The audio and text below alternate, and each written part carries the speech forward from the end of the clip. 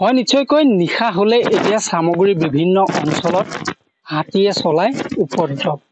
আৰু মই বৰ্তমান উপস্থিত আছো সামগ্ৰীৰ গেন্ধালিত আৰু গেন্ধালিৰ যিখন বাগানত উপস্থিত আছো সেই বাগানৰ নিচেই কাষতে এতিয়াও কিন্তু ৬-৭টাকৈ হাতীয়ে অৱস্থান কৰি থকা দেখিবলৈ পোৱা গৈছে যেটো ক'ব লাগিব যে সামগ্ৰীৰ যিসমূহ অঞ্চল আছে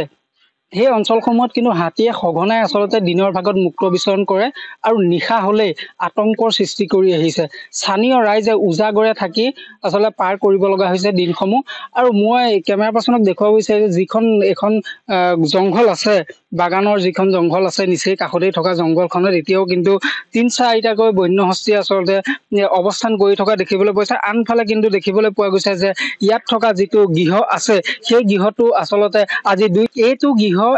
গৃহই নহয় আসলতে সামগ্ৰী যিসমূহ অঞ্চল আছে এই অঞ্চলসমূহত কিন্তু বিগত বহুদিন ধৰি সামগ্ৰীত এনেধৰণে হাতীয়ে সংঘাতৰ সৃষ্টি কৰি আহিছে যেটো দিনৰ ভাগত আসলতে এনেধৰণে মুক্ত বিচৰণ কৰে আৰু নিশা হলে আতংকৰ সৃষ্টি কৰি আহিছে আমি ইয়াৰ ছবি দেখুৱাই আছো সামগ্ৰী গেন্ধালিৰ পৰা এটা গৃহৰ দেখুৱাই আছো যিটো গৃহৰ পৰিবেশ আমি দেখুৱাইছো সেই গৃহটো কি গৃহ আছিলে আৰু এই পকি গৃহত আসলতে মানুহ থকাৰ অৱস্থাতে নিশাৰ ভাগত কিন্তু ভাঙিছিলে হাতীয়ে যাৰ বাবে আসলতে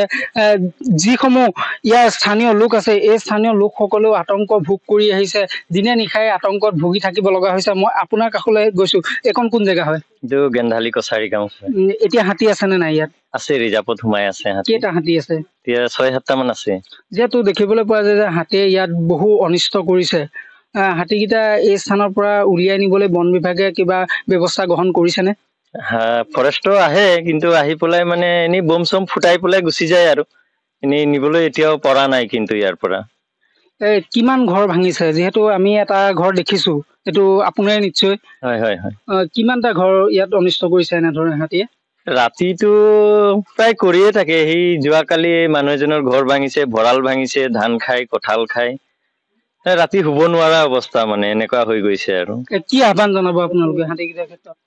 এতিয়া আমি ক'ব বিচাৰিছো যে ফৰেষ্ট ডিপাৰ্টমেণ্টক যাতে হাতীখিনি ইয়াৰ পৰা লৈ যায় আৰু আমাক ভালদৰে কাম কাজ কৰি পেলাই আৰু খাবলৈ পৰা ব্যৱস্থাটো কৰি দিয়ে আৰু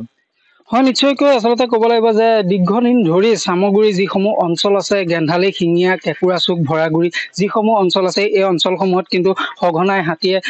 দিনৰ ভাগত মুক্ত বিচৰণ কৰে আৰু নিশা হলে আতংকৰ সৃষ্টি কৰি আহে মই ইয়াৰ পৰিৱেশ দেখুৱাইছো যিখন এখন বাগান আছে সেই বাগানখনত এতিয়াও কিন্তু ৩-৪টাকৈ বন্যহস্তী আসলতে মুক্ত বিচৰণ কৰি থকা দেখিবলৈ পোৱা যায় যি হাতীয়ে উপদ্ৰৱ চলাই আছে সামগ্ৰী এই অঞ্চলসমূহত আসলতে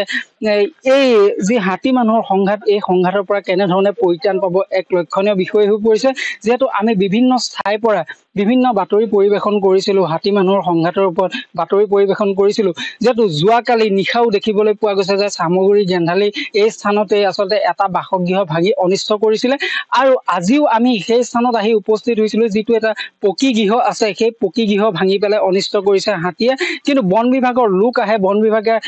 লোক আহিলেও কিন্তু হাতীকেইটা এই স্থানৰ পৰা উলিয়াই নিবলৈ সক্ষম নহয় লক্ষণীয় বিষয় হৈ পৰিছে যে দিনৰ ভাগতো এওঁলোকে আসলতে বাগানত কাম কৰিবলৈ ভয় কৰে যাৰ বাবে কোন সময়ত হাতী আহি ইয়াত কাক আক্ৰমণ কৰে সেয়া এক লক্ষণীয় বিষয় হৈ পৰিছে যাৰ বাবে তেওঁলোকে আহ্বান জনাইছে যে বন বিভাগে অতি সোনকালে এই স্থানৰ পৰা হাতীকেইটা উলিয়াই নিব লাগে